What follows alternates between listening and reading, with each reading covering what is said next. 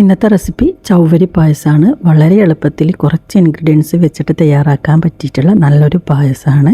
ഇതൊരു കാരമൽ പായസമാണ്. നമുക്കിത് വളരെ എളുപ്പത്തിൽ തന്നെ നല്ല ടേസ്റ്റി ആയിട്ട് എങ്ങനെയാണ് തയ്യാറാക്കുന്നത് നോക്കാം. ഇതിനു വേണ്ടി ഞാനിവിടെ 1/4 കപ്പ് ചൗവരി വെള്ളത്തിൽ കുതിർത്ത് വെച്ചിട്ടുണ്ട്. ഒരു 3-4 മണിക്കൂർ വെള്ളത്തിൽ കുതിർത്ത് വെക്കാം.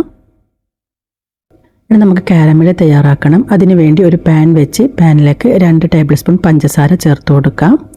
തീ കുറച്ച് വെച്ചിട്ട് വേണം ഈ ഒരു കാരമൽ തയ്യാറാക്കാൻ വേണ്ടിയിട്ട്.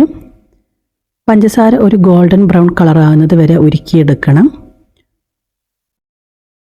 അപ്പോൾ പഞ്ചസാര നല്ല ഗോൾഡൻ ബ്രൗൺ കളറായി വന്നിട്ടുണ്ട്. ഇതിൽ കൂടുതൽ വെച്ചിട്ടുണ്ടെങ്കിൽ കാരമലിനൊരു കയ്പ്പ് രസം വരും. അപ്പോൾ നമ്മുടെ കാരമൽ ഇവിടെ റെഡി ആയിട്ടുണ്ട്. ഇനി നമുക്കിതിലേക്ക് പാല് ചേർത്ത് കൊടുക്കുക. ഞാനിവിടെ 1/2 ലിറ്റർ പാലാണ് എടുത്തിട്ടുള്ളത്. ഈ ഒരു പാല് നമുക്ക് ഈ ഒരു കാരമലിലേക്ക് ഒഴിച്ചു കൊടുക്കാം.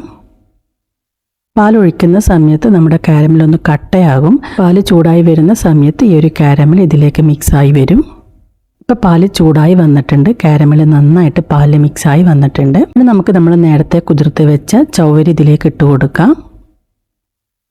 ചെറിയ തീയിൽ വേണം നമ്മളിതിനെ വേവിച്ചെടുക്കാൻ വേണ്ടിയിട്ട്. വെള്ളത്തിൽ കുതിർത്ത് വെച്ചത് കൊണ്ട് തന്നെ ഇത് പെട്ടെന്ന് വെന്ത് വരും. ഈ ഒരു ചൗവരി നന്നായിട്ട് വെന്ത് വരുന്ന സമയത്ത് നമുക്കിതിലേക്ക് ഒരു നുള്ളു ഉപ്പ് ചേർത്ത് കൊടുക്കാം. കൈയെടുക്കാതെ ഇളക്കിക്കൊണ്ടേയിരിക്കണം.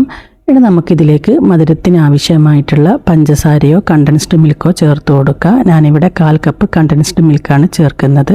നിങ്ങളുടെ മധുരത്തിന് ആവശ്യമായിട്ടുള്ള പഞ്ചസാരയോ കണ്ടൻസ്ഡ് മിൽക്കോ ചേർത്ത് കൊടുക്കുക.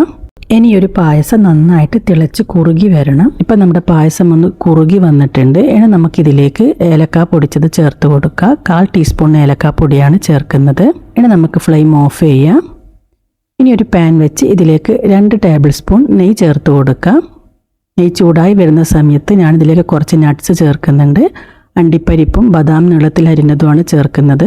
നിങ്ങൾക്ക് വേണമെങ്കിൽ കിസ്മിസ് ചേർത്ത് കൊടുക്കുക ഇതിലേക്ക്. ഇനി നമുക്ക് ഈ ഒരു നട്ട്സിനെ നെയ്യിൽ നന്നായിട്ടൊന്ന് റോസ്റ്റ് ചെയ്തെടുക്കാം. ഇനി നേരത്തെ തയ്യാറാക്കി വെച്ച പായസത്തിലേക്ക് ഇതൊഴിച്ച് നന്നായിട്ടൊന്ന് മിക്സ് ചെയ്തെടുക്കാം. അപ്പം നമ്മുടെ കാരമൽ ചൗവരി പായസം ഇവിടെ റെഡി ആയിട്ടുണ്ട്. വളരെ എളുപ്പമാണ്, നല്ല ടേസ്റ്റാണ്. തീർച്ചയായും നിങ്ങളെല്ലാവരും ട്രൈ ചെയ്ത് നോക്കുക. ട്രൈ ചെയ്ത് നോക്കിയിട്ട് ഇതിൻ്റെ ഫീഡ്ബാക്ക് അറിയിക്കാം.